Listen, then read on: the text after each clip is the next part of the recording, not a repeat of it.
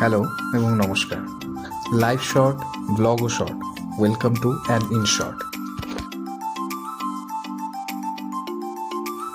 আজ আমি যেতে চলেছি উত্তরবঙ্গের ডুয়ার্সের মধ্যে লুকিয়ে থাকা এক অসাধারণ জায়গা এবং হিডেন জেম সান্তালাবাড়ি।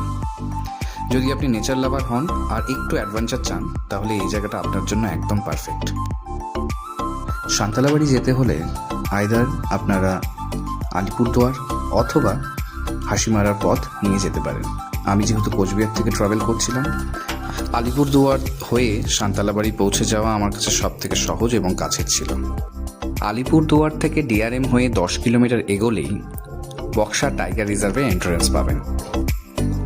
ঠিক তার 500 মিটার আগে গেট পাসের কাউন্টার রয়েছে। মনে রাখবেন, গেট পাসের জন্য কোনো রকম চার্জেস নেই, তবে হ্যাঁ, আপনারা যদি সাফারি নিতে চান তাহলে সেটার আলাদা চার্জেস আছে। আমরা গেট পাস নিয়ে ঢুকে পড়লাম বক্সা টাইগার রিজার্ভে।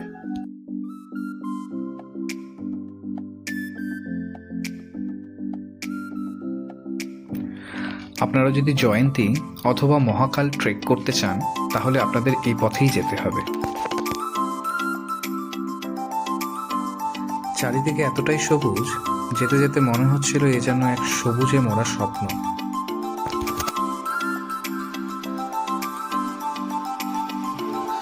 ডুয়ার্স মানেই হলো প্রকৃতির এক গল্প, যেখানে হারিয়ে যায় মন।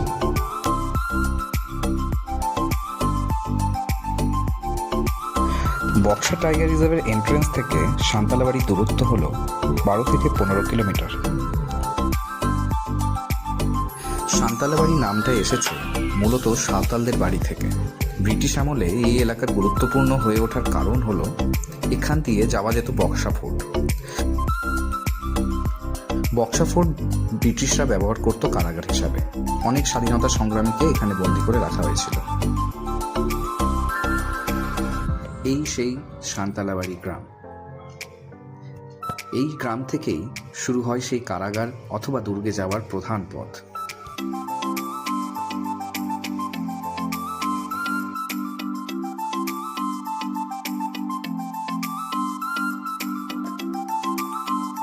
কিছুক্ষণ সবুজের মাঝে সময় কাটিয়ে লোকালদের সাথে ক্যারাম খেলে আবার বাড়ির উদ্দেশ্যে রওনা দিলাম।